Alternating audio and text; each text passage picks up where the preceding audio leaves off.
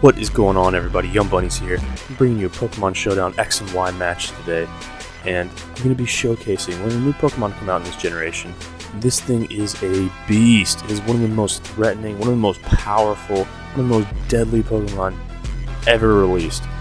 And I'm talking, of course, about Slurpuff. Now, this thing, out of all 718 Pokemon that are now released, this thing is the only one to get the ability Unburden with the move Belly Drum. So what this means is, in one turn, you can get the +6 attack, +2 speed, where you are now capable of destroying entire teams. So we're gonna jump in. Me and my buddy Tom were had a couple battles last night trying this out with a couple different teams. So I'm gonna show a couple of nice sweeps we got.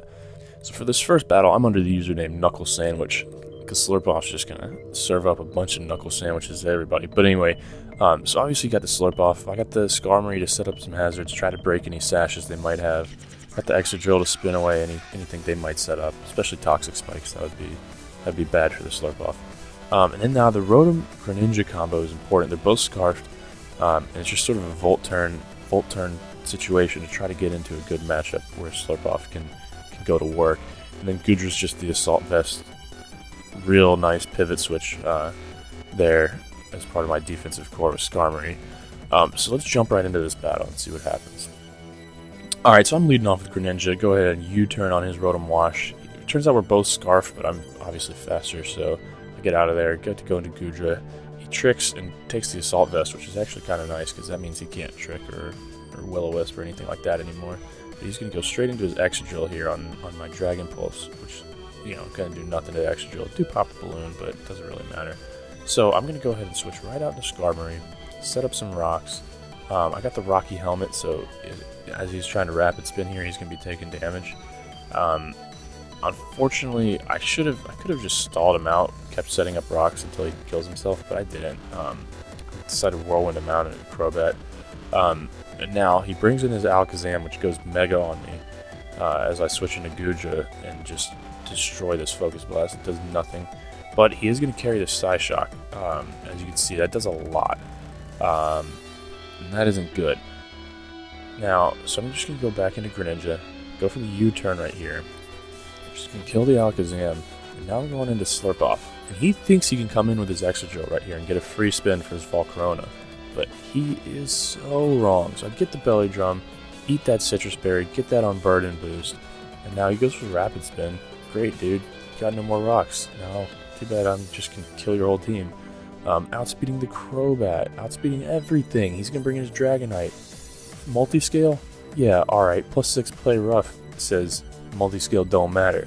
Brings in his Rotom, just hit it with the return. He brings in his Volcarona. I don't know why he didn't bring this in earlier to try to fish for a burn off the Flame Body, and also because he had a Focus Sash. I don't know what he was thinking. But regardless, I did just run an absolute train on his team with the Slurpuff, so it was pretty successful. Alright, so this game is from my boy Tom, using the name Joanne Fade. He's got a similar team in a lot of respects. He's got the Carbink and the Fortress to set up hazards and spin.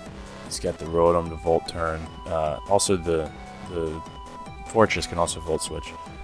And what he has, which I really like, is he's got the Magnezone to take out Steel types. Because that's the one thing that that Slurpuff can't one-hit is certain Steel types. Because the return and the Play Rough combo coverage just isn't gonna cut it. But that said, let's jump right into this and see how Tom goes about sweeping this guy's life. Alright, so he's leading off with his Carbink, so he can get some nice rocks up right here. And so he's going to get the rocks up and go for the explosion right in his Clawitzer's face, the normal gym boosted. It's not going to do that much because it's a Carbink, but gives it a nice switch into Rotom. He's going to Volt Switch on this Venusaur, and now he's going to go into his Dragonite. At which point this guy's going to switch out, which allows him to get a free Thunder Wave on the Aurorus. Unfortunately, this Aurorus is carrying the Freeze Dry, which is going to be a super effective hit on the Rotom. But he can still kill it off with the Hydro Pump. Now, he's going to go into his Clawitzer here and go for the Dark Pulse. And at this point, me and him are just praying we're in the Skype chat, just praying that he can take him out with the Dark Pulse before the Hydro Pump kills him, because he's scarfed and he has to go for the Hydro Pump. And he does.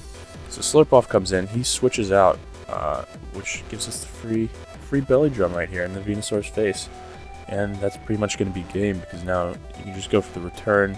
Go for the return on things that you know will kill it, and you don't want to risk the 10% miss on play rough. That Pidgeotto could have been a problem if it had quick attack, but it didn't. So just going to go ahead and continue just destroying everything in its path, because this thing is an absolute monster. Anything that can set up on its own like this is just a huge threat. Alright, so now Tom's under the username Shulkafano2. He's got the same team. And now looking at his opponent's team here, there's going to be a lot of opportunities to set up the Slurpuff, because he's got this real strong defensive stally core, and those are all things that he can potentially set up a sub on and then go for the belly drum. Obviously the Skarmory is a problem with the Whirlwind, but other than that, the Trevenant, definite possibility if it doesn't carry the Curse, or the Florges, catch it going for a Toxic and you get a free sub. And there you go. But on that note, let's jump right in. Alright, so Tom's going to lead off with his Carbink again, set up his rocks, while the Trevenant goes for Will-O-Wisp. Tom's going to go for a Reflect on this next turn, as he sets up the Substitute. Now, Carbink's going to go for Explosion here, which seems like a dumb idea, since obviously it doesn't affect the Trevenant. It's actually a pretty smart play, because it gives you a free switch into the Magnezone, which can set up a sub, and now this Trevenant can't touch it. It's got the Leech Seed, the sub, the Will-O-Wisp, probably a Grass move, so it's not going to do anything. This Zygarde is not going to like the Flash Cannon, and he does get the lucky special defense drop, but it really didn't matter that much. Got the Reflect up, but so take that thing out with the Flash Cannon. He's going to go into his Tentacruel now, try to get rid of these rocks. He goes for the knockoff for the first turn, which is a little bit strange, especially when the Thunderbolt doesn't kill it. But on this next turn, he's going to get his spin off. Tom's going to set up a sub. It's sort of an irrelevant play, but because he's going to take it out with the Skull next turn. But that's all right. Now, once he takes out this Kraken here, this Tentacruel, he's going to bring in the Tyranitar, which gives Tom an opportunity to go into an Excadrill, which does not like the Flamethrower, the Fire Blast, sorry, that's about to come. But what this is going to do right here is it's going to bait in the Skarmory. So Tom's going to double switch right into Magnezone, bait in the Skarmory, and just destroy this thing down to its sturdy with a Thunderbolt.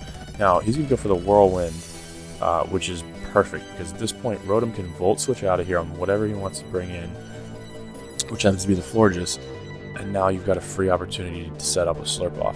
He's going to set up a sub right here instead of going straight for the Belly Drum, which is great, because the Florges goes for a Wish. A lot of times those things carry Toxic, so that would have been an opportunity for it to go for that as well.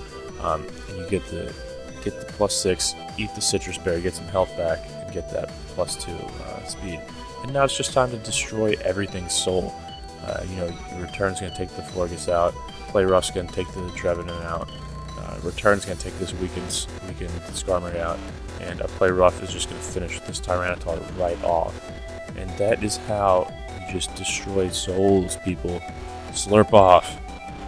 Alrighty guys, thanks for watching. I'm going to leave the Slurpuff set in the description. I think you should try it out. It's pretty effective, to be honest. I mean, these are obviously some extreme examples, but even when you don't sweep his whole team, you're going to take some things down with you at the very least. I mean, it is really powerful. Nobody sees it coming.